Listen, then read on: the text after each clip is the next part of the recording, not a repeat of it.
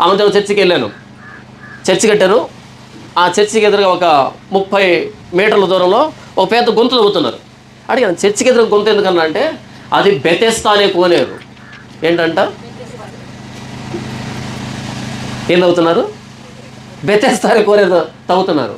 ఎందుకన్నా అంటే అందులో దిగితే స్వస్థత వస్తుంది.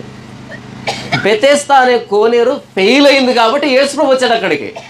38 సంవత్సరాల నుంచి బెతెస్దా అనే కోనేరు ఫెయిల్ అయింది ఆ వ్యక్తిని బాగు చేయడంలో. అప్పుడు యేసుప్రభు వచ్చి లే అంటే లేచాడు. ఇప్పుడు కోనేరు ఎందుకు కొడుతున్నాం మరలా? ఇంత కూడా బుర్ర లేనటువంటి పాస్టర్లు. బైబిల్ ఉందిగా, బైబిల్ ఉందిగా. అరే బెతెస్దా అనే కోనేరు 38 సంవత్సరాల నుంచి ఆ వ్యక్తికి స్వస్థత ఇవ్వలేకపోయింది. ఒక్కడికే స్వస్థత ఇస్తుంది. దానికోసం కాచి పెట్టుకుని ఉండాలి. ఆ సమయంలో మొదటి దూకినవాడికి రెండో అడుగులేదు మరలా.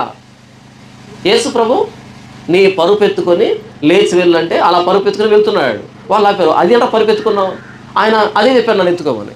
38 సంవత్సరాలు వాడే లేవకుండా ఉంటే, వాడినే ఎవడో ఎత్తుకోవాల్సి ఉంటే వాడి చేత పరుపెత్తించాడు. ఇప్పుడు కట్టాల్సింది బెతెస్దా అనుకోనేరా? యేసు ప్రభు గురించి వివరించాలన్నా? సిలువ మీద ప్రాణం పెట్టిన యేసు ప్రభు దగ్గరికి వస్తే మారు మనసు వస్తుంది.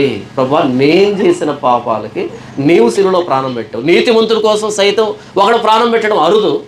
అయితే పాపాత్ముని, భక్తిహీనుడిని, అన్ని విషయాలు చెడిపోయిన నా కోసం ప్రాణం పెట్టేంత ప్రేమ అక్కడ వస్తుంది మారు మనసు.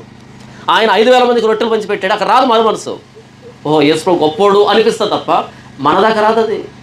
ఆయన అద్భుతాలు చేస్తేనే మారు మనసు రాకపోతే, ఈరోజు స్వస్థత మహాసభలు పెట్టి ఏ స్వస్థత చేయకుండా అన్ని గారడలు చేస్తే మారు మనసు రాకపోగా బయట వాళ్ళందరూ ముఖం మీద గాండ్రి చుమ్ముతున్నారు. ఇదా క్రైస్తవేమని.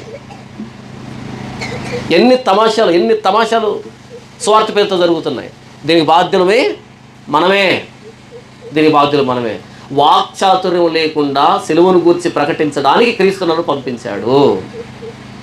అన్అడల్టరేటెడ్ గాస్పుల్, కల్తీ లేనటువంటి సువార్త ప్రకటించడానికి నన్ను పంపించాడు.